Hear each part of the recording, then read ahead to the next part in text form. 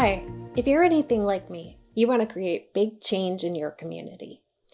You've got a great cause, great ideas, and great projects. You just need more people to get involved and help you make it happen. If you're like many community organizers, you may think you just need to do a better job of marketing to the general public. Make more posters, send more emails, reach more people, build your social media audience, and raise awareness. And if you're like most community organizers, you don't have time for that. Here's the good news. You don't have to.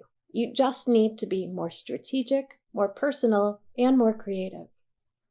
I'm Rebecca Sanborn-Stone with Community Workshop. We're a small consulting firm working across North America, helping people create the change they want to see in their communities. I'm here today to introduce you to a new way of thinking about marketing and community engagement. Instead of trying to reach more people, we'll focus on reaching the right people. Instead of general awareness, we'll focus on how to encourage action and behavior change. And instead of trying to convince people to do what you want, we'll focus on creative ways to remove barriers to action and offer incentives that matter to them. This strategic approach is based on a process called community-based social marketing. That's a big term, but we'll walk through 4 simple steps that will help you create a specific, personal, action-oriented approach and get real results. Let me start by telling you a story. I live in the tiny town of Bethel, Vermont. We have 2,000 people, and when COVID-19 hit this spring, we suddenly had many more people in need. We also have an aging population, and volunteer groups like our food shelf were run mostly by retirees who suddenly needed to stay home to stay safe. The board needed to find new volunteers, and fast. They tried the same methods they've always used to publicize the food shelf. Flyers hung up around town asking for volunteers, or asking people in their existing circles. They struck out, and they assumed that people just don't want to volunteer these days. Fast forward 6 months. By fall, the food shelf had a celebration and planning workshop on the town green with nearly 30 new volunteers. Every shift is filled, and they even have new volunteers building a website, painting signs, applying for grants, and making big plans. How did they do it? Not by broadcasting their message far and wide or issuing a general call for volunteers. Not by posting on social media or paying for advertising. Instead, they walked through the 4 steps of community-based social marketing. First, they clarified what outcomes they really needed at that particular moment and what specific actions people would need to take. For the upcoming week, they simply needed 2 people to staff a 2-hour shift. They didn't need huge numbers and they didn't need ongoing commitments. They just needed the right 2 people to say yes to a one-time commitment. Second, they clarified who they really needed to reach. People who could volunteer safely, which meant younger people with lower COVID risk factors. People who had enough time to volunteer, so those without kids or existing volunteer commitments. And people who were available during the food shelf's afternoon hours, so people with flexible jobs or remote work. Third, they identified barriers to action and success. Many things were getting in the way of new volunteers signing up. Younger people weren't likely to know about the food shelf or see the posters. More generally, nearly everyone was nervous about COVID risks, and most people were reluctant to make any long-term commitments. The daytime hours were a barrier for people with 9-to-5 jobs. Next, the food shelf identified incentives. One of the biggest incentives to volunteer anywhere is simply being asked. Last, they made a plan to find and reach people in their target audience, to ask them for a specific action, and to overcome the barriers to action. They thought about specific people who fit the profile of an ideal volunteer. People who knew them personally reached out with a direct email or phone call, sharing the urgency of filling slots and feeding people that week, and information about COVID safety. They invited people directly to sign up for just one shift, and volunteers did. The food shelf director repeated the process the next week and the next to fill upcoming slots. They removed another barrier by starting to offer evening hours, which allowed more people to volunteer and more people to access the food shelf.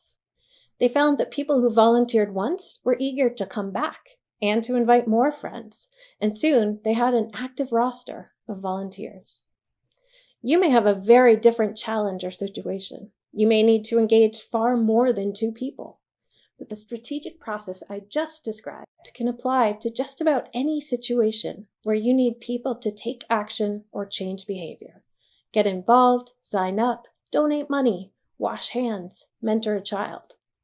It's all about getting really specific about what actions you need right now, whom you need to reach, and then getting really creative about how to reach people and overcome barriers.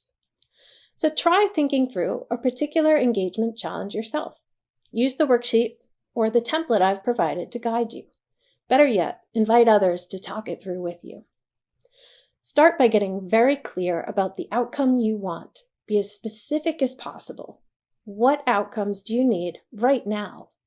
Now get clear on the specific actions you need people to take, and then think about the very first step. Next, identify a target audience, the right people to take that particular action. Use the worksheet to develop an audience profile. Think about who these people are. What do they care about and believe? How do they spend their time? Where do they get news and information? If you don't know, find someone in that group and ask them. You can also look for general audience research online. You want your audience to be quite narrow.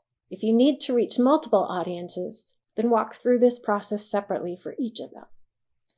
Third, identify the barriers that might prevent this particular audience from taking your target action. Information, time, money, transportation, beliefs. Now, how can you help overcome those barriers? What incentives could you offer to help people take that action, or what would make it easier? Now it's time to make your plan. Decide how you're going to reach your audience. Print materials, social media, a phone call.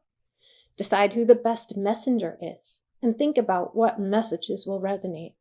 Specifically, what action are you asking people to take? And don't forget to convey why that action and your cause really matter. As you start planning your strategy, think way beyond traditional marketing approaches like posters and social media, and think about making it as easy as possible for people to take action. Do you need people to fill out a survey about a new neighborhood park? Rather than sending an email, how about setting up a pop-up park right on the street and catching people as they pass by? Planning a card writing campaign?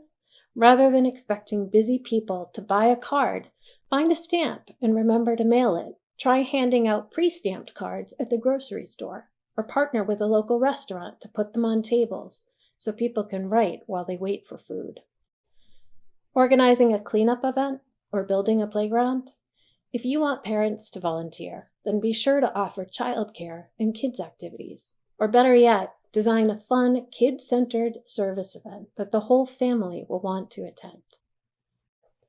You're almost ready to put your plan into action, but there's one more important piece of community-based social marketing: experimentation. This approach is all about learning from what you do. Maybe your message won't resonate. Maybe people won't take action. As long as you learn from that experience, you can adjust your approach and try again.